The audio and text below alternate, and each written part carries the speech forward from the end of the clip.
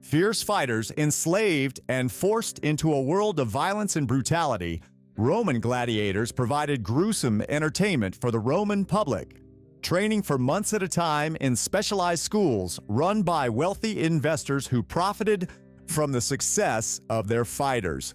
Most fighters only fought 2 or 3 times a year, and only 10–20% of them died during the fights, despite the popular belief that they fought to the death. Although they did not fight often, some gladiators managed to gain extraordinary renown for their performances, personalities, or personal background. So, let's take a look at the most famous gladiators of all time. Spiculus was a gladiator who was popular not only with the masses, but also with the emperor of Rome himself, Nero. He attended gladiatorial school in Capua, and in his first fight, he was pitted against a veteran gladiator who had won 16 fights named Atius. Somehow, Spiculus emerged victorious, and his victory caught the attention of Emperor Nero. Nero took a liking to Spiculus and lavished the young gladiator with gifts. He bestowed Spiculus with palaces and riches and had servants to attend him. This left the gladiator in an unusual position.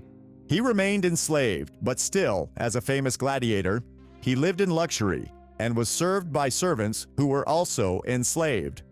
When Nero was overthrown in 68 AD, he asked Spiculus to execute him. Spiculus refused, and Nero took his own life.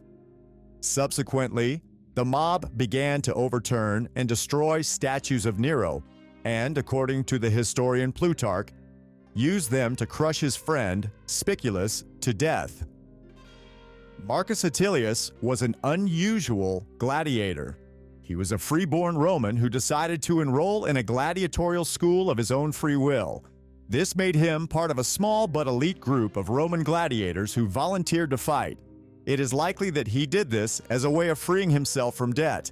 As a novice or shot, most gladiators fought against people with a similar level of skill to him.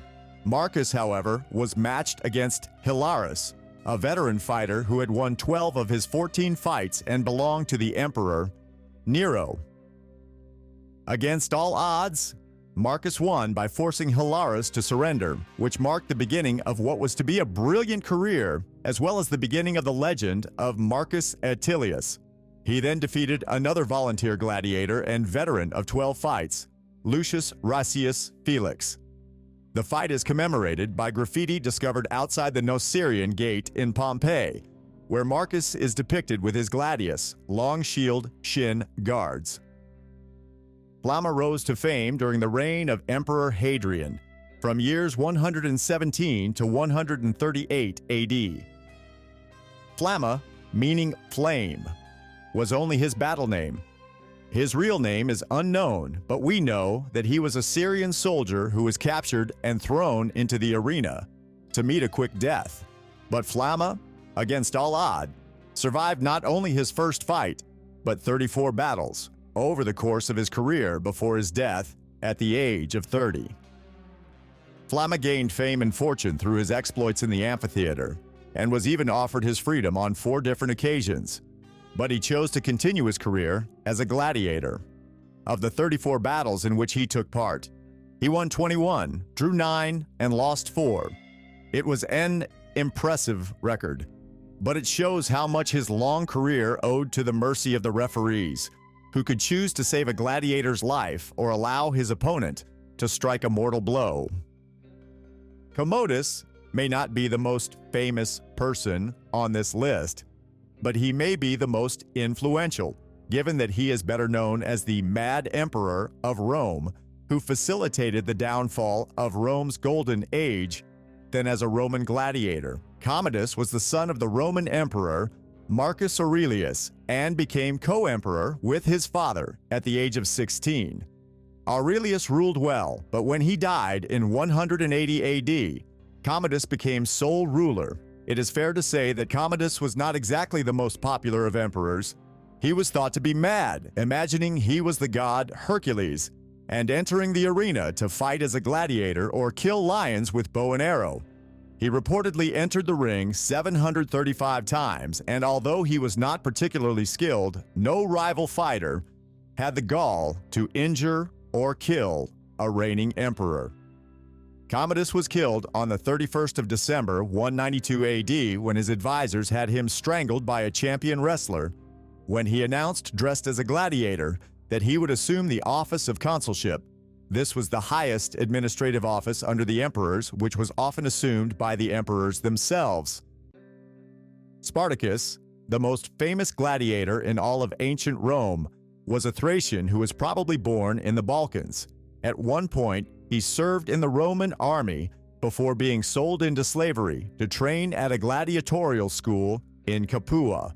In 73 BC, Spartacus grew tired of the abuse he faced at the school, so he, along with about 70 of his fellow gladiators, escaped and took refuge on Mount Vesuvius, where they joined other runaway slaves.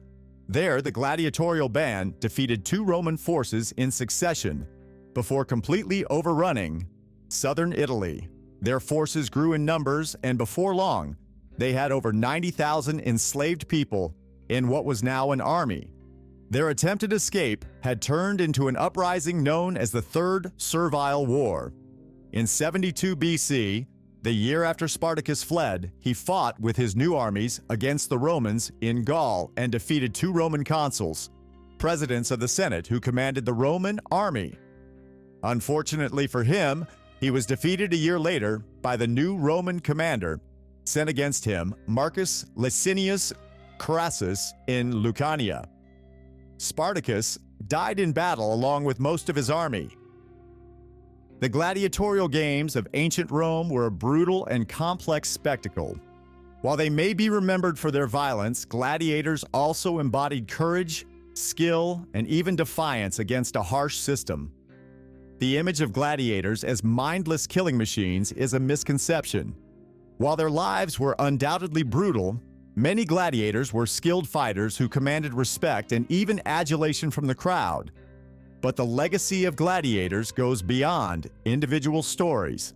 These contests had a profound impact on Roman culture, showcasing strength, discipline, and a willingness to risk one's life for entertainment.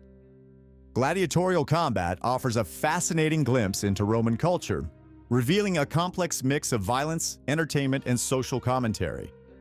More than just brutal fighters, gladiators represented a complex social phenomenon. Their stories highlight the harsh realities of slavery in ancient Rome, while also showcasing feats of exceptional skill and courage.